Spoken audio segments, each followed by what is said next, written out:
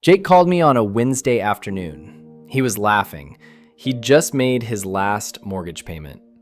I remember exactly where I was standing, my kitchen, and I remember thinking, I want that. Not the house, I already had that. I wanted whatever was making him laugh on a Wednesday at 2 p.m. like nothing in the world could touch him. I'm not there yet. 9 years in, aiming for year 17. But that phone call changed what I'm running toward. Here is what most people figure out too late, usually somewhere around year 12. The mortgage isn't just a payment, it's a permission slip. Want to leave a job you hate? Better check the mortgage. Want to start something on the side? Better make sure the mortgage is covered first. Want to take a pay cut to do work that actually matters to you? The mortgage says no. Every financial decision you make for the next 30 years gets filtered through one silent question. Can we still cover the mortgage? It runs like a tab in the back of your browser.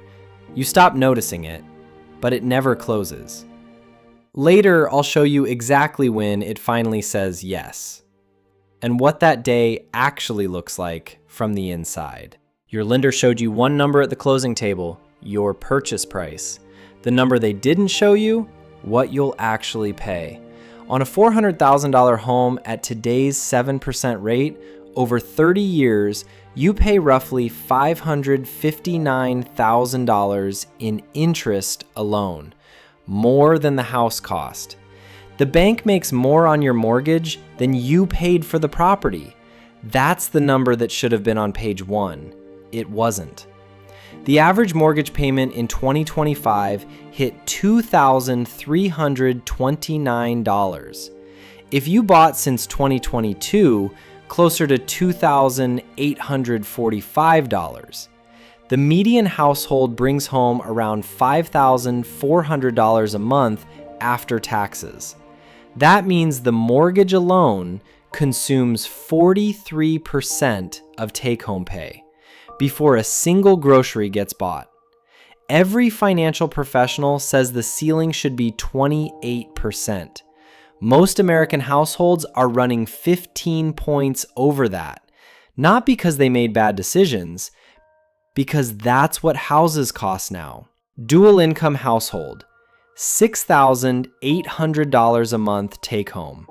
Mortgage, property taxes, insurance, maintenance, $3,300. Car payments, insurance, gas, $1,320. Student loans, health insurance, groceries, utilities, the rest. You end up with $130 left over before a single unexpected expense, before real savings, before anything that looks like a life. I've run this math more than once, always at the same time of night. I remember closing the laptop, not because the math was wrong, because it was exactly right, and I wasn't ready to do anything about it yet. These aren't irresponsible people. No boat, never been to Europe, did everything right, and still, every decision runs through the same filter. Can we still cover the mortgage? Here's the number. The one that changes the whole calculation. Every $1,000 you cut from your monthly expenses means you need $300,000 less saved to be financially free. That's the 25 times rule, the point where your investments can replace your income without you working for it. Run that again. $1,000 less per month, $300,000 less needed. Eliminate $2,000 a month in fixed expenses, and the number drops by $600,000. You didn't earn more. You didn't get a raise. You changed what survival costs. When survival no longer requires both incomes at full capacity, decisions start looking different. She takes the role with more meaning and less salary. He starts the thing he's been talking about for 3 years, because one bad quarter no longer means losing the house. Their income didn't change, their decisions did, because the math did. Now, before we go further, I want to show you where the smartest people in the room push back on everything I just said, because they're not wrong. And understanding why matters more than the math itself. Jake made a counter argument when I walked him through this, and he's not wrong.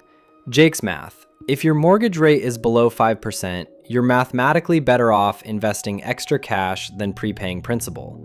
A 3% guaranteed return from killing debt loses to a historical 8% from equities.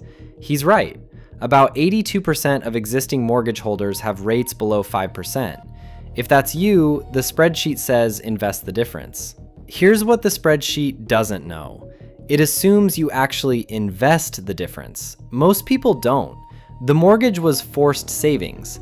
Lifestyle creep quietly absorbs the extra cash within 18 months, and you don't notice until it's gone. The spreadsheet also can't model what it feels like to watch your portfolio drop 40% in a crash while you still owe $2,500 a month in mandatory payments. That's not discomfort. That's a decision you make under pressure, and you make it wrong. I told Jake, you're right on the math, but be honest with yourself about whether you'll actually invest it, or whether it'll just disappear into a nicer version of your current life. He got quiet. That was the answer. Jake asked me later what surprised me most about his call. It wasn't the money, it was the quiet. Here's the part the financial world mostly ignores, and it's the part that changes everything. A 2019 study tracked what happened to people the moment debts were fully eliminated. Anxiety dropped from 78% of participants showing clinical symptoms down to 53%. People didn't just feel better, they became measurably less impulsive. They performed better on cognitive assessments. They had a clinical name for it, but what it really means is your brain finally exhales. And here's what most people miss in that research. The number of accounts closed mattered more than the dollar amount. Closing a $3,000 credit card produced more psychological improvement than reducing a $5,000 balance by half. The brain doesn't optimize for dollar amounts. It counts open tabs. For most people who've cleared their credit cards, their car payment, their student loans, the mortgage is the last open tab. When it closes, a noise you stopped noticing finally goes quiet. Separate research links high debt levels to measurably higher blood pressure and worse long-term health outcomes, even after controlling for income. You've been carrying the mortgage in your body too, not just your budget. Read that again, your body. What would you have done differently if you'd seen that number first? So here's what I actually want you to calculate, because most people who finally pay it off get this number wrong, and it costs them the second half of what they worked for. When the mortgage disappears, most people assume they get the full payment back. They don't. That number I mentioned, the one most people miscalculate, it's not $2,845. It's $2,000. Property taxes, insurance, and maintenance still run around $838 a month on a $400,000 home. If your payment was $2,845, you freed up about $2,000 in real deployable cash. Put $2,000 a month into a basic S&P 500 index fund at the historical 8% average return. In 10 years, $365,000. In 20 years, $1,177,000. You put in $480,000. The market added $697,000 on top. The bank was never going to show you that slide in the closing office.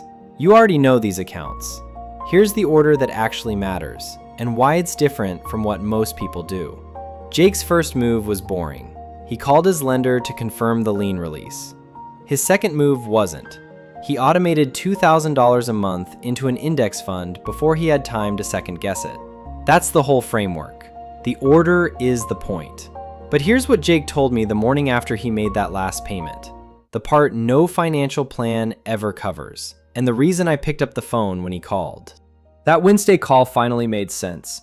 It wasn't that Jake had more money, his income hadn't changed.